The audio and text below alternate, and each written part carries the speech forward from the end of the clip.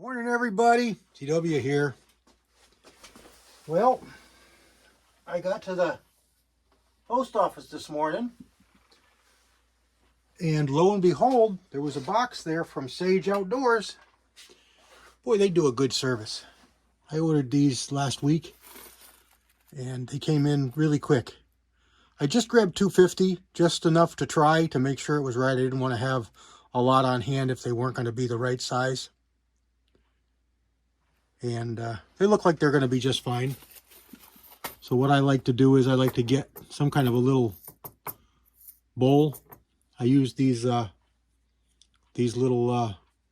Pyrex bowls mostly. I love them on the bench, and they make a smaller version like this one here. And I love these for gas checks.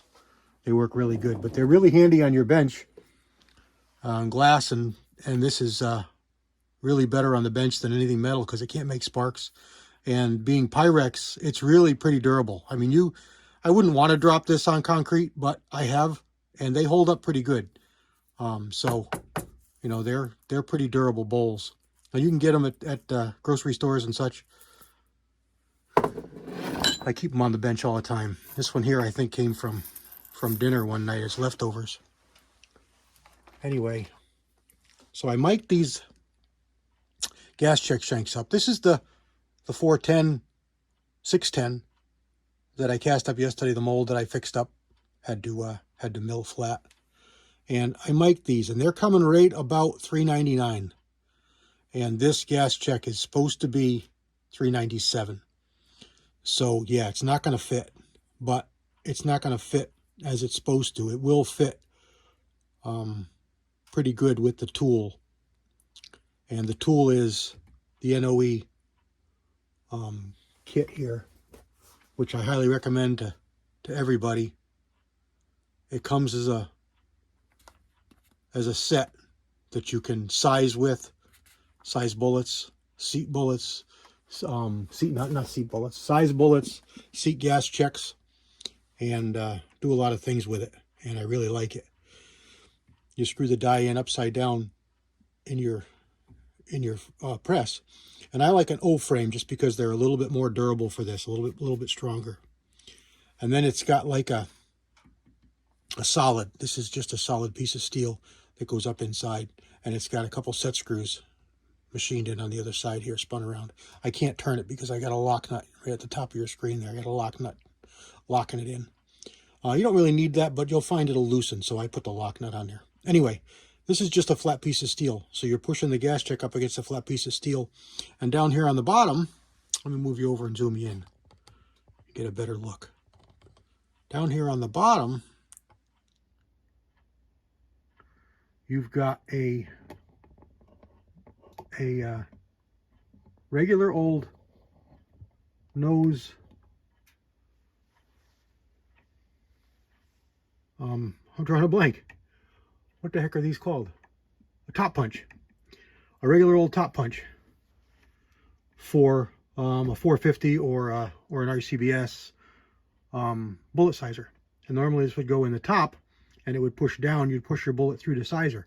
But in this process, you get this little bitty piece of steel, and it's got a hole in it, and you push your top punch in, and it's got a set screw, so you can lock the top punch in. And the top punches are sized to fit the bullet, so you want one that's going to fit the nose of your bullet really good to hold it right there nice up and straight. And then you just put it up here into this nice and straight, and just pull back. And I like to spin it and do it a couple times, because if you're slightly crooked, it'll find square and true. And there we go. And as you look at the gas check shank, let me get it set for you guys. You can see there's plenty of room there for that gas check shank. I did take off some of it, but there's plenty of room.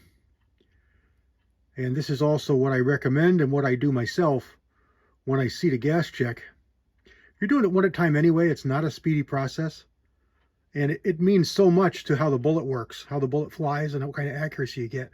So every single one I'll do this way, and then I spin it, and you can tell if it's crooked at all. And if it's crooked at all, you can usually straighten it. And if you can't straighten it, you just put it in the side and use it as a sighter or use it as a plinker, because it's not going to be your best bullet. But there you go. So this was a little bit tight on there. It's a little tighter than I like. Sometimes it'll shave a little bit of lead, and that's not ideal. But you saw this one. It didn't shave anything. It went right on, and it's perfect. So I'd say, maybe a different powder coat. Let me zoom you back out. A different powder coat that didn't go on as thickly as this does might be a little friendlier. But if you put this on so that it's pretty square to start, so it's just sitting there, it will fall off. But because this is all nice and square, you put it on there and you can feel it go thump. Okay, we got a little bit of lead, and I'll show it to you when I pull this off. This happens sometimes before I wiped it off. See a little bit of lead rolled on there? Let's zoom in for you. See that little bit of lead shaved off? That's because we're so close in size. And it'll wipe right off. It won't be a problem. That'll be okay. Now, ideally, you don't want to do that. Ideally, that's not good. And oh, look at there, we got a little inclusion in that bullet. It'll be okay for a plinker. For ultimate accuracy, like if this was a rifle bullet, you don't really want that. Unless you're shooting that rifle up close. If it's 300 blackout for plinking, you're absolutely fine. No worries whatsoever. But if you're looking for something for, extreme long-range accuracy, you don't want that. So there you go.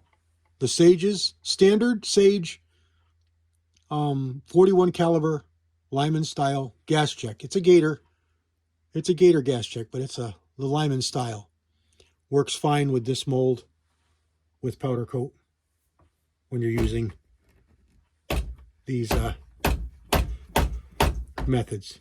Now, if you're just seating these with a push-through sizer, it may not work so good because it's a little bit tighter than they're designed to be, and you may not get good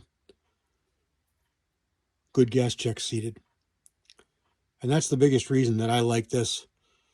None of these molds were designed for powder coat and with a gas check. So you're increasing the diameter at least, at best, a couple thousandths. And it just makes things way tighter and different than they were designed for. So this tool makes up for that. And it makes it a usable process again, where if you had to rely on the old style, it may not be because, well, frankly, it doesn't have the same power and leverage and consistency to seat a gas check properly as this tool does. And I want to say they're about 30 bucks or so for this. And I can